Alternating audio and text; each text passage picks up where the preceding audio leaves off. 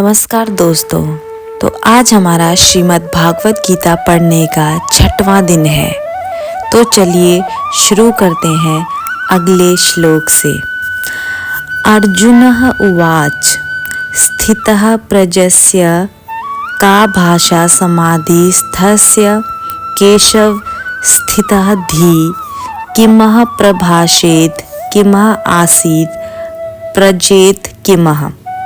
अर्जुन ने कहा, हे कृष्ण, अध्यात्म में लीन चेतना वाले व्यक्ति के क्या लक्षण हैं? वह कैसे बोलता है तथा उसकी भाषा क्या है? वह किस तरह बैठता और चलता है? तात्पर्य: जिस प्रकार प्रत्येक व्यक्ति के उसकी विशिष्ट स्थिति के अनुसार कुछ लक्षण होते हैं, उसी प्रकार कृष्ण भावना भवित पुरुष का भी विशिष्ट स्वभाव होता है। यथा उसका बोलना, चलना, सोचना आदि। जिस प्रकार धनी पुरुष के कुछ लक्षण होते हैं जिनसे वह धनवान जाना जाता है, जिस तरह रोगी अपने रोग के लक्षणों के रोगण जाना जाता है, या कि विद्वान अपने गुणों से विद्वान जाना जाता है, उसी तरह कृष्ण की दिव्य चेतना से युक्त व्यक्ति अपने विशिष्ट लक्षणों से जाना जाता है। इन लक्षणों को भगवत गीता से जाना जा सकता है, किंतु सबसे महत्वपूर्ण बात यह है कि कृष्ण भावना भवित व्यक्ति किस तरह बोलता है, क्योंकि वाणी ही किसी मनुष्य का सबसे महत्वपूर्ण गुण है। कहा जाता है कि मूर्ख का पता तब तक नहीं लगता जब तक वह बोलता नहीं। एक बने ठने मूर्ख को तब तक नहीं पहचाना जा सकता जब तक वह बोले नहीं, किंतु बोलते ही उसका यथार्थ रूप प्रकट हो जाता है। कृष्ण भावना भवित व्यक्ति का सर्व प्रमुख लक्षण यह है कि वह केवल कृष्ण तथा उन्हीं से संबंध विषयों के बारे में बोलता है। फिर तो अन्य लक्षण स्वतः प्रकट हो जाते हैं, जिनका उल्लेख आगे किया गया है। श्री भगवान उवाच प्रजहाति यदा कामान सर्वान् पार्थ मनः गतान् आत्मनि एवं आत्मना तुष्टः स्थितः प्रज्ञ तदा उच्यते। श्री भगवान ने कहा, हे पार्थ, जब मनुष्य मनोधर्म से उत्पन्न होने वाली इंद्रिय तृप्ति की समस्त कामनाओं का परित्याग कर देता है और जब इस तरह से विशुद्ध हुआ उसका मन आत्मा में संतोष प्राप्त करता है, तो वह विशुद्ध दिव्य चेतना को प्राप्त कहा जाता है। तात्पर्य: श्रीमद् भागवत में पुष्टि हुई है कि जो मनुष्य पूर्णतया कृष्ण भावना भवित या भगवत दत्त होता है, उसमें महर्षियों के समस्त सद्गुण पाए जाते हैं। किंतु जो व्यक्ति अध्यात्म में स्थित नहीं होता, उसमें एक भी योग्यता नहीं होती, क्योंकि वह अपने मनोधर्म पर ही आश्रित रहता है।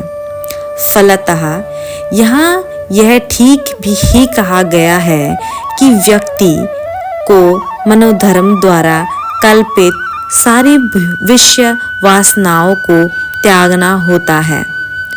कृत्रिम साधन से इनको रोक पाना संभव नहीं, किंतु यदि कोई कृष्ण भावनामृत में लगा हो तो सारे विषय वासनाएं स्वतः बिना किसी प्रयास के दब जाती है। अतः मनुष्य को बिना किसी झिझक के कृष्ण भावनामृत में लगना होगा, क्योंकि वह भक्ति उसे दिव्य चेतना प्राप्त करने में सहायक होगी। अत्यधिक उन्नत जीवात्मा महात्मा अपने आप को परमेश्वर का शाश्वत दास मानकर आत्मतुष्ट रहता है। ऐसे आध्यात्मिक पुरुष के पास भौतिकता से उत्पन्न एक भी विषय वासना भटक नहीं पाती। वह अपने को निरंतर भगवान का सेवक मानते हुए सहज रूप में सदैव प्रश्न रहता है। दुखेषु अनुदिग्र मनाः सुखेषु विगत सुप्रः वीत राग भय क्रोधः स्थित धी मुनिः उच्यते। जो त्रय तापों के होने पर भी मन में विचलित नहीं होता अथवा सुख में प्रश्न नहीं होता और जो आसक्ति भय तथा क्रोध से मुक्त है, वह स्थिर मन वाला मुनि कहलाता है। मुनि शब्द का अर्थ है वह जो शुष्क चिंतन के लिए मन को अनेक प्रकार से उद्वेलित करे किंतु किसी तथ्य पर ना पहुंच सके। कहा जाता है कि प्रत्येक मुनि का अपना अपना दृष्टिकोण होता है और जब तक एक मुनि अन्य मुनियों से भिन्न न हो तब तक उसे वास्तविक मुनि नहीं कहा जा सकता। न चासा वृषियस्त मत्तः न भिन्नम, किंतु जिस स्थितधि मुनि का भगवान ने यहाँ उल्लेख किया है वह सामान्य मुनि से भिन्न है। स्थितधि मुनि सदैव कृष्ण भावना भवित रहता है क्योंकि वह सारा सृजनात्मक चिंतन पूरा कर चुका होता है। वह प्रशांत निशेष मनोरथांतर कहलाता है या जिसने शुष्क चिंतन की अवस्था पार कर ली है और इस निष्कर्ष पर पहुंचा है कि भगवान श्री कृष्ण या वासुदेव ही सब कुछ हैं, वह स्थिर चित्त मुनि कहलाता है। ऐसा कृष्ण भावना भवित व्यक्ति तीनों तापों के संघात से तनिक भी विचलित नहीं होता क्योंकि वह इन कष्टों तापों को भगवत कृपा के रूप में लेता है और पूर्व पापों के कारण अपने को अधिक कष्ट के लिए योग्य मानता है और वह देखता है कि उसके सारे दुख भगवत कृपा से रंच मात्र रह जाते हैं। इसी प्रकार जब वह सुखी होता है तो अपने को सुख के लिए अयोग्य मानकर इसका भी श्रेय भगवान को देता है।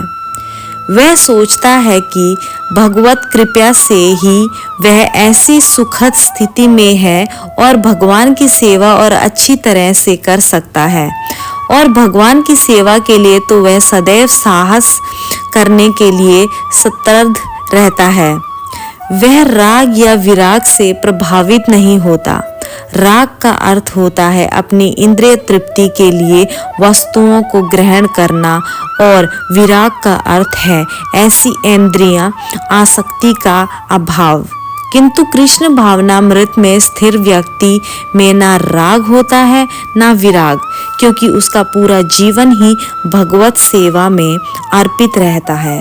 फलतः सारे प्रयास असफल रहने पर भी वह कुद्र नहीं होता, चाहे विजय हो या ना हो।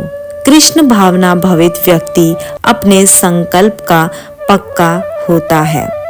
या सर्वत्र अनभिस्त्रेह ततः ततः प्राव्य शुभ अशुभम न अभिनंदति न दृष्टि तस्य प्रज्ञा प्रतिष्ठा। इस भौतिक जगत में जो व्यक्ति ना तो शुभ की प्राप्ति से हर्षित होता है और न अशुभ के प्राप्त होने पर उससे घृणा करता है, वह पूर्ण ज्ञान में स्थिर होता है। तात्पर्य: भौतिक जगत में सदा ही कुछ ना कुछ उथल फुथल होती रहती है। उसका परिणाम अच्छा हो चाहे बुरा। जो ऐसी उथल पुथल से विचलित नहीं होता, जो अच्छे शुभ या बुरे अशुभ से अप्रभावित रहता है, उसे कृष्ण भावनामृत में स्थिर समझना चाहिए। जब तक मनुष्य इस भौतिक संसार में है तब तक अच्छाई या बुराई की संभावना रहती है क्योंकि यह संसार दैत्व से पूर्ण है। किंतु जो कृष्ण भावनामृत में स्थिर है वह सच्चाई, अच्छाई या बुराई से अछूता रहता है, क्योंकि उसका सरोकार कृष्ण से रहता है जो सर्वमंगलमय है। ऐसे कृष्ण भावनामृत से मनुष्य पूर्ण ज्ञान की स्थिति प्राप्त कर लेता है, जिसे समाधि कहते हैं। यदा सहरते च अयम कूर्म अडगामी इव सर्वस्व इंद्रियाणि इंद्रिय अर्थेभ्य तस्य प्रज्ञा प्रतिष्ठा। जिस प्रकार कछुआ अपने अंगों को संकुचित करके खोल के भीतर कर लेता है, उसी तरह जो मनुष्य अपनी इंद्रियों को इंद्रिय विषयों से खींच लेता है, वह पूर्ण चेतना से धृष्टतापूर्वक स्थिर होता है। तात्पर्य: किसी योगी, भक्त या आत्मसिद्ध व्यक्ति की कसौटी यह है कि वह अपनी योजना के अनुसार इंद्रियों को वश में कर सके, किंतु अधिकांश व्यक्ति अपनी इंद्रियों के दास बने रहते हैं और इंद्रियों के ही कहने पर चलते हैं। यह है उत्तर इस प्रश्न का कि योगी किस प्रकार स्थित होता है। इंद्रियों की तुलना विषैले सर्पों से की गई है। वे अत्यंत स्वतंत्रता पूर्वक तथा बिना किसी नियंत्रण के कर्म करना चाहती है। योगी या भक्त को इन सर्पों को वश में करने के लिए एक सपेरे की भांति अत्यंत प्रबल होना चाहिए। वह उन्हें कभी भी कार्य करने की छूट नहीं देता। शास्त्रों में अनेक आदेश हैं, उनमें से कुछ करो तथा कुछ ना करो से संबंध है। जब तक कोई इन करो या ना करो का पालन नहीं कर पाता और इंद्रिय भोग पर स्वयं संयम नहीं बरतता है, तब तक उसका कृष्ण भावनामृत में स्थिर हो पाना असंभव है। यहाँ पर सर्वश्रेष्ठ उदाहरण कछुए का है। वह किसी भी समय अपने अंग समेट सकता है और पुनः विशिष्ट उद्देश्यों से उन्हें प्रकट कर सकता है। इसी प्रकार कृष्ण भावना भवित व्यक्तियों की इंद्रियां भी केवल भगवान की विशिष्ट सेवाओं के लिए काम आती है, अन्यथा उनका संकोच कर लिया जाता है। अर्जुन को उपदेश दिया जा रहा है कि वह अपनी इंद्रियों को आत्मतुष्टि में ना करके भगवान की सेवा में लगाए। अपनी इंद्रियों को सदैव भगवान की सेवा में लगाए रखना कूर्म द्वारा प्रस्तुत दृष्टांत के अनुरूप है, जो अपनी इंद्रियों को समेटे रखता है। विषय विनिवर्तन्ते निराहास्य देहिना रस वर्जम रसा अपि अस्य परम दृष्टा निवर्तते। देहधारी जीव इंद्रिय भोग से भले ही निवृत्त हो जाए, पर उसमें इंद्रिय भोगों की इच्छा बनी रहती है। लेकिन उत्तम रस के अनुभव होने से ऐसे कार्यों को बंद करने पर वह भक्ति में स्थिर हो जाता है। तात्पर्य: जब तक कोई अध्यात्म को प्राप्त न हो, तब तक इंद्रिय भोग से विरत होना असंभव है। विधि विधानों द्वारा इंद्रिय भोग को संयमित करने की विधि वैसी ही है जैसे किसी रोगी के किसी भोज्य पदार्थ खाने पर प्रतिबंध लगाना, किंतु इससे रोगी की ना तो भोजन के प्रति रुचि समाप्त होती है और ना ऐसा प्रतिबंध लगाया जाना चाहता है। इसी प्रकार अल्पज्ञानी व्यक्तियों के लिए इंद्रिय संयमन के लिए अष्टांग योग जैसी विधि की संस्तुति की जाती है, जिसमें यम, नियम, आसन, प्राणायाम, प्रत्याहार, धारणा, ध्यान आदि सम्मिलित हैं। किंतु जिसने कृष्ण भावनामृत के पथ पर प्रगति के कर्म में परमेश्वर कृष्ण के सौंदर्य का रसास्वादन कर लिया है, उसे जड़ भौतिक वस्तुओं में कोई रुचि नहीं रह जाती। अतः आध्यात्मिक जीवन में ये सारे प्रतिबंध अल्पज्ञानी नवदीक्षितों के लिए है। ऐसे प्रतिबंध अभी तक ठीक है जब तक कृष्ण भावनामृत में रुचि जागृत नहीं हो जाती, और जब वास्तव में रुचि जग जाती है तो मनुष्य में स्वतः ऐसी वस्तुओं के प्रति अरुचि उत्पन्न हो जाती है। यतः ही अपि कौन्तेय पुरुषस्य विपक्षिता इंद्रियाणि प्रमाथिनी हरन्ति प्रसभम मनः। हे अर्जुन, इंद्रियां इतनी प्रबल तथा वेगवान हैं कि वे इस विवेकी पुरुष के मन को भी बलपूर्वक हर लेती हैं, जो उन्हें वश में करने का प्रयत्न करता है। तात्पर्य: अनेक विद्वान ऋषि, दार्शनिक तथा अध्यात्मवादी इंद्रियों को वश में करने का प्रयत्न करते हैं, किंतु उनमें से बड़ा भी कभी कभी विचलित मन के कारण इंद्रिय भोग का लक्ष्य बन जाता है। जहाँ तक कि विश्वामित्र जैसे महर्षि तथा पूर्ण योगी को भी मेनका के साथ विषय भोग में प्रवृत्त होना पड़ा, यद्यपि वे इंद्रिय निग्रह के लिए कठिन तपस्या तथा योग कर रहे थे। विश्व इतिहास में इसी तरह के अनेक दृष्टांत हैं। अतः पूर्णतया कृष्ण भावना भवित हुए बिना मन तथा इंद्रियों को वश में कर सकना अत्यंत कठिन है। मन को कृष्ण में लगाए बिना मनुष्य ऐसे भौतिक कार्यों को बंद नहीं कर सकता। परम साधु तथा भक्त यमुनाचार्य ने एक व्यवहारिक उदाहरण प्रस्तुत किया है। वे कहते हैं, यद्वदि मम चेतः कृष्ण पदारविंदे नवनवर सद्धामन्युगता रंतुमासीता तद्वदी बत नारी संग में सर्व माने भवती मुख विकार सृष्टु निष्ठि वनाहचा।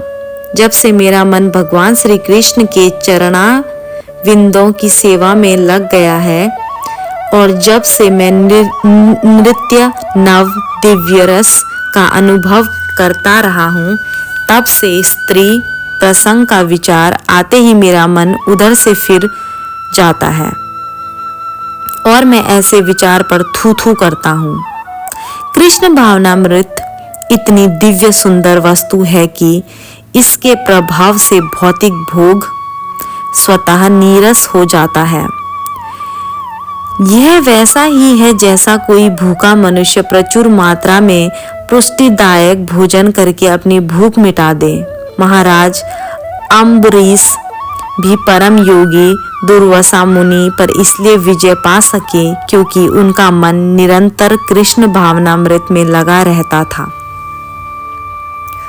तानि सर्वाणि स्वयं युक्त आसित मत्पर वसेहि यस्य इंद्रियाणि तस्य प्रज्ञा प्रतिष्ठा। जो इंद्रियों को पूर्णतया वश में रखते हुए इंद्रिय संयमन करता है और अपनी चेतना को मुझ में स्थिर कर देता है, वह मनुष्य स्थिर बुद्धि कहलाता है। तात्पर्य: इस श्लोक में बताया गया है कि योग सिद्धि की चरम अनुभूति कृष्ण भावनामृत ही है।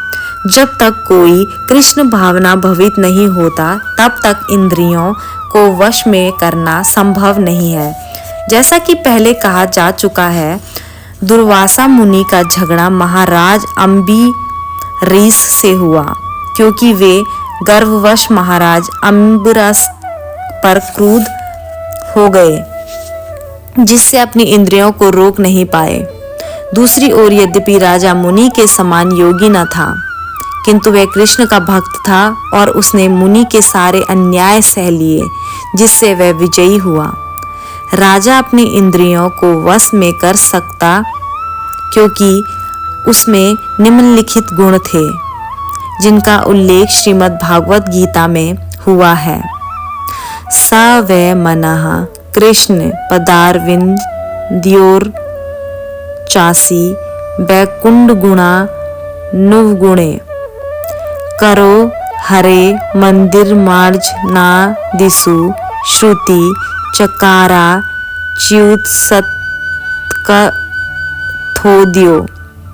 मुकुंद लिंगालिय दर्शने दृशो तद्भृतगात्र स्पर्शे गस डगमम घ्राणात तत्पाद सरो जिसोरभे श्रीम तुलस्य रसना तत्पीर्ते पादो हरे श्वेतपदा नुस्पणे शिरो हर्षिकेश पदाविवन्ते कामा च दायसे न तु काम काम्यया यथोत्तम श्लोक जनाश्रय रति। राजा अम्बरीश ने अपना मन भगवान कृष्ण के चरणारविंदों पर स्थिर कर दिया, अपनी वाणी भगवान के धाम की चर्चा करने में लगा दी, अपने कानों को भगवान की लीलाओं के सुनने में, अपने हाथों को भगवान का मंदिर साफ करने में, अपनी आंखों को भगवान का स्वरूप देखने में, अपने शरीर को भक्त के शरीर का स्पर्श करने में, अपनी नाक को भगवान के चरणान बिंदों पर भेंट किए गए फूलों की गंध सूंघने में, अपनी जीभ को अपने अर्पित तुलसी दलों का आस्वाद करने में, अपने पाँव को जहाँ जहाँ भगवान के मंदिर है उन स्थानों की यात्रा करने में, अपने सिर को भगवान को नमस्कार करने में तथा अपनी इच्छाओं को भगवान की इच्छाओं को पूरा करने में लगा दिया और इन गुणों के कारण वे भगवान के मत पर भक्त बनने के योग्य हो गए। इस प्रसंग में मत पर शब्द अत्यंत सार्थक है। कोई मत पर किस तरह हो सकता है, इसका वर्णन महाराज अम्बरीश के जीवन में बताया गया है। मत पर परंपरा के महान विद्वान तथा आचार्य श्री बलदेव विद्याभूषण का कहना है, मब्धति प्रभावेन सर्वे दृण्य विजय पूर्विका सर्वात्म दृष्टि सुलभेति भावा। इंद्रियों को केवल कृष्ण की भक्ति के बल में वश में किया जा सकता है। कभी कभी अग्नि का भी उदाहरण दिया जाता है। जिस प्रकार जलती हुई अग्नि कमरे के भीतर भी सारी वस्तुएं जला देती है, उसी प्रकार योगी के हृदय में स्थित भगवान विष्णु सारे मलों को जला देते हैं। योग्य सूत्र भी विष्णु का ध्यान आवश्यक बताता है, शून्य का नहीं। तथा कथित योगी जो विष्णु पद को छोड़कर अन्य किसी वस्तु का ध्यान करते हैं, वे केवल मृग मरीचिकाओं की खोज में वृथा ही अपना समय गवाते हैं। हमें कृष्ण भावना भवित होना चाहिए, भगवान के प्रति अनुरक्त होना चाहिए। असली योग का यही उद्देश्य है। ध्यायतः विषयान् पुषः संगः तेषु उपजायते संगातः सज्जायते कामा कामतः क्रोध अभिजायते। इंद्रिय विषयों का चिंतन करते हुए मनुष्य की उनमें आसक्ति उत्पन्न हो जाती है और ऐसी आसक्ति के काम उत्पन्न होता है और फिर काम से क्रोध प्रकट होता है। तात्पर्य, जो मनुष्य कृष्ण भावना भवित नहीं है, उसमें इंद्रिय विषयों के चिंतन से भौतिक इच्छाएं उत्पन्न होती हैं। इंद्रियों को किसी न किसी कार्य में लगे रहना चाहिए और यदि वे भगवान की दिव्य प्रेमा भक्ति में नहीं लगी रहेंगी तो वे निश्चय ही भौतिकवाद में लगना चाहेंगी। इस भौतिक जगत में हर एक प्राणी इंद्रिय विषयों के अधीन है, यहाँ तक कि ब्रह्मा तथा शिवजी भी। जो स्वर्ग के अन्य देवताओं के विषय में क्या कहा जा सकता है। इस संसार के जंजाल से निकलने का एकमात्र उपाय है कृष्ण भावना भवित होना।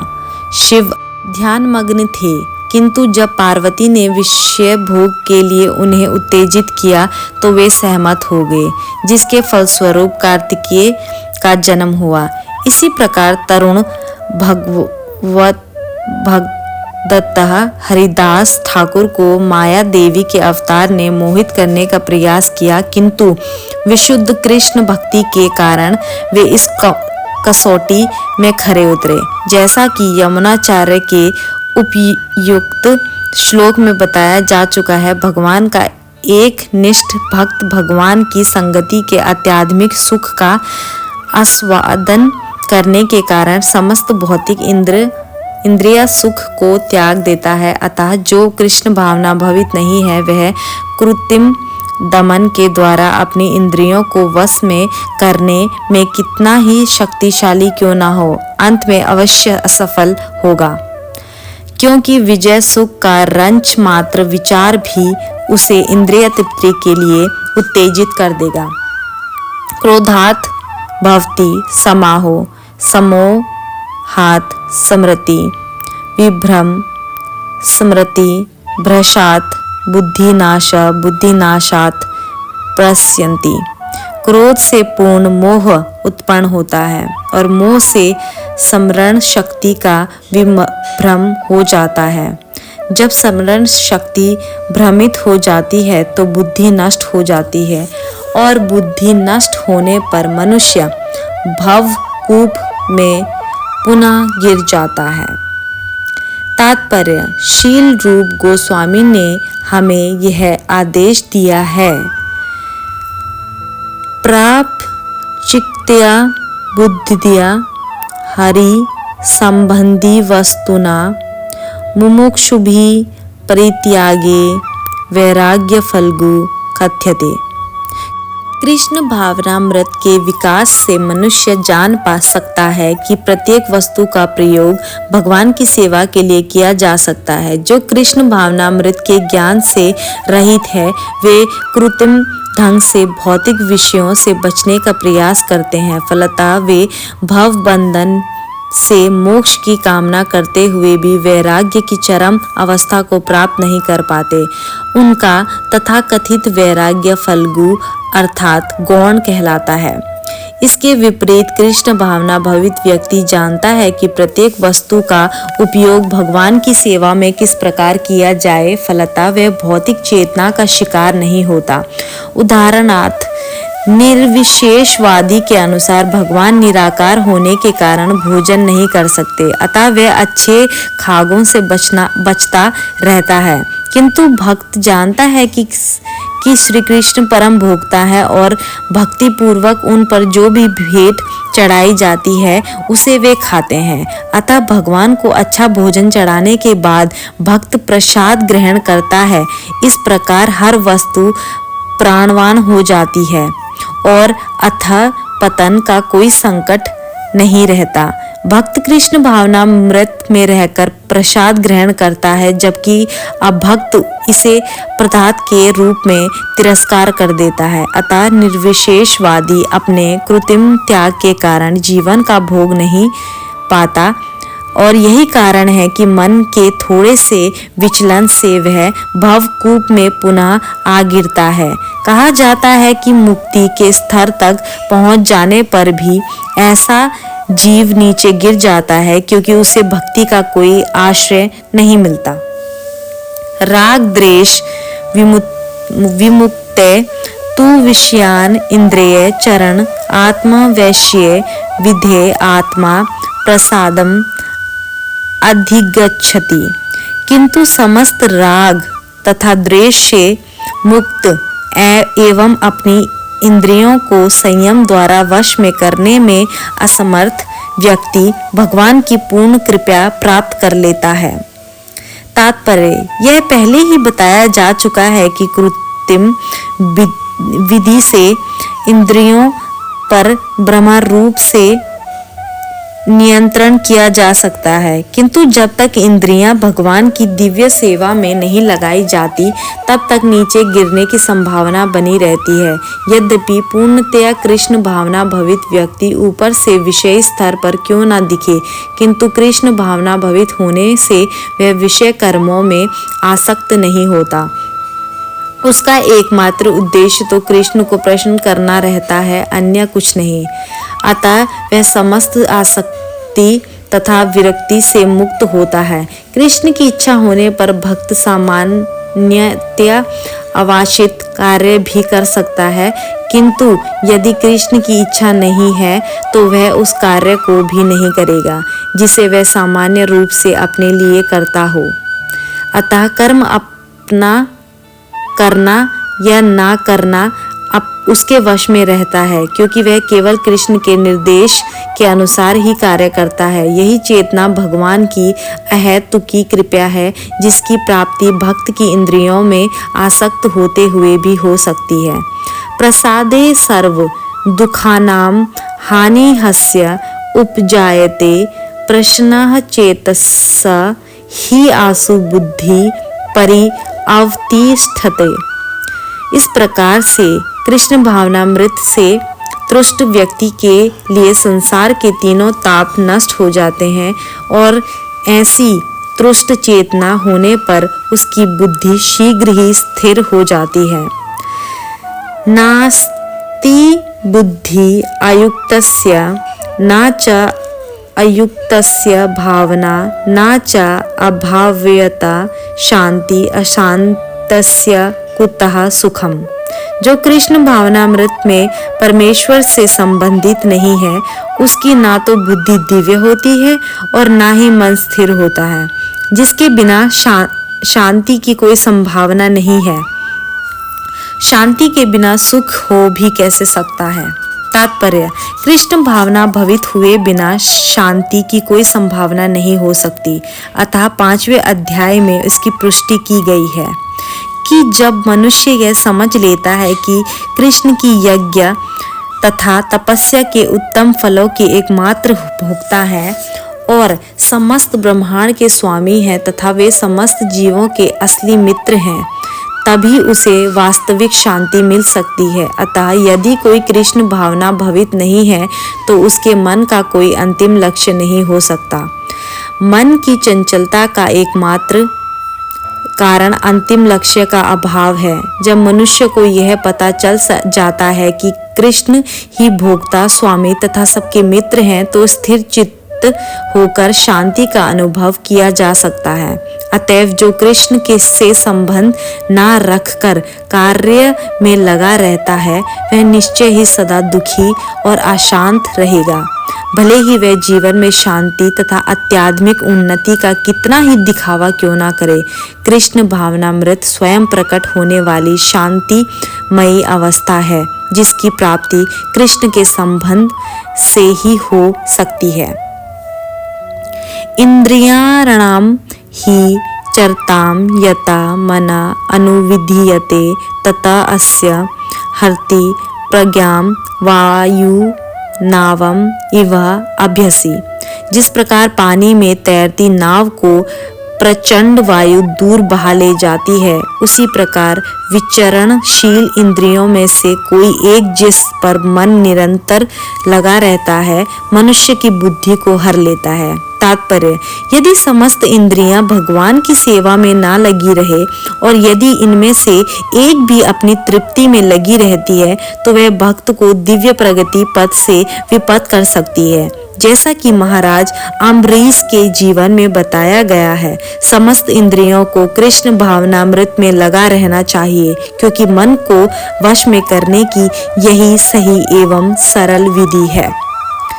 तस्मातः यस्य महाबाहो निगृहीतानि सर्वस्य इंद्रियाणि इंद्रिय अर्थेभ्य तस्य प्रज्ञा प्रतिष्ठा।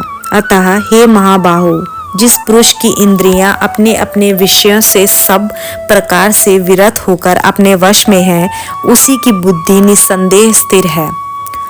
तात्पर्य, कृष्ण भावनामृत के द्वारा या सारी इंद्रियों को भगवान की दिव्य प्रेमा भक्ति में लगाकर इंद्रिय तृप्ति की बलवती शक्तियों को दमित किया जा सकता है।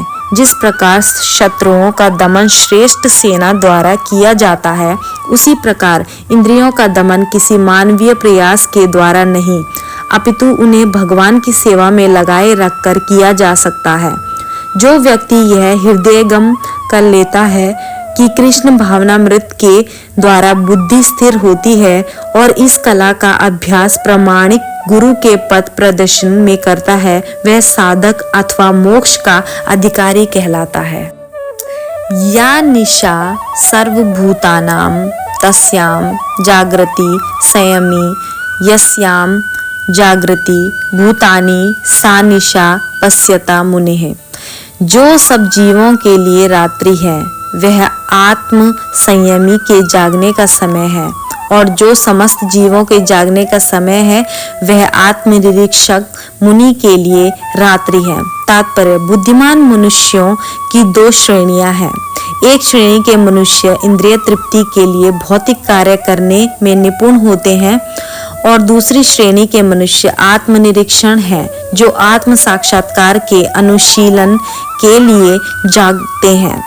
विचारवान पुरुषों या आत्मनिरीक्षण मुनि के कार्य भौतिकता में लीन पुरुषों के लिए रात्रि के समान है।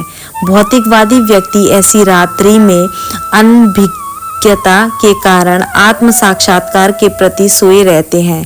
आत्मनिरीक्षण मुनि भौतिकवादी पुरुषों की रात्रि में जागे रहते हैं। मुनि को आध्यात्मिक अनुशीलन की कर्मिक उन्नति में दिव्य आनंद का अनुभव होता है, क्योंकि भौतिकवादी कार्यों में लगा व्यक्ति आत्म साक्षात्कार के प्रति सोया रहकर अनेक प्रकार के इंद्रिय सुखों का स्वप्न देखता है और उसी सप्तावस्था में कभी सुख तो कभी दुख का अनुभव करता है। आत्मनिरीक्षण मनुष्य भौतिक सुख तथा दुख के प्रति अन्यमनस्क रहता है और वह भौतिक धातों से अविचलित रहकर आत्म साक्षात्कार के कार्यों में लगा रहता है।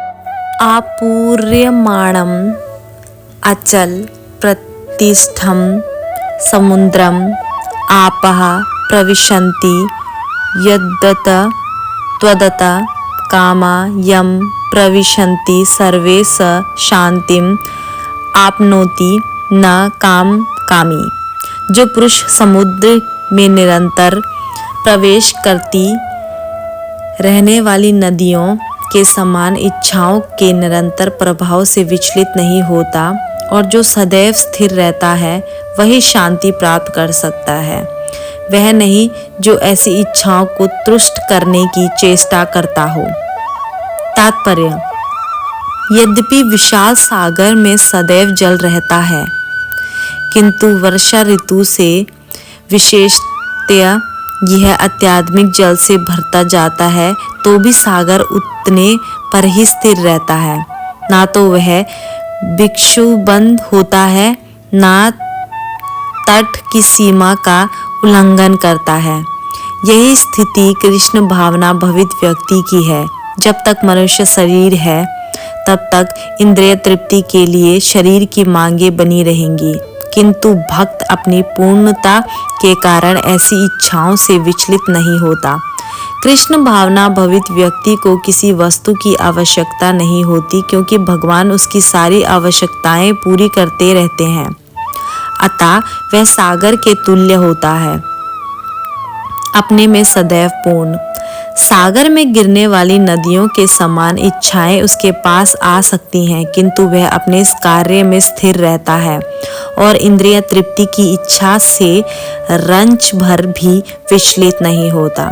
कृष्ण भावना भवित व्यक्ति का यही प्रमाण है। इच्छाओं के होते हुए भी वह कभी इंद्रिय तृप्ति के लिए उन्मुख नहीं होता, चूंकि वह भगवान की दिव्य प्रेमा भक्ति से तुष्ट रहता है। अतः वह समुद्र की भांति स्थिर रहकर पूर्ण शांति का आनंद उठा सकता है, किंतु दूसरे लोग जो मुक्ति की सीमा तक इच्छाओं की पूर्ति करना चाहते हैं, फिर भौतिक सफलताओं का क्या कहना, उन्हें कभी शांति नहीं मिल पाती।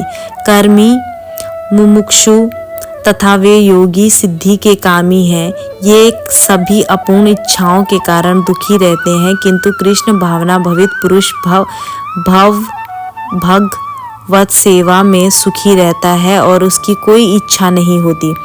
वस्तुतः वह तो तथाकथित भवबंधन से मोक्ष को भी कामना नहीं करता।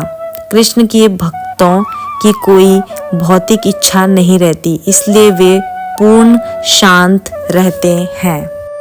तो दोस्तों, आज का ये वीडियो यही समाप्त करते हैं और आज हमने 17 श्लोक पढ़े। अगर आपको ये वीडियो अच्छी लगी हो या इन्फॉर्मेटिव लगी हो तो प्लीज़ लाइक और सब्सक्राइब करें। धन्यवाद। जय श्री कृष्णा।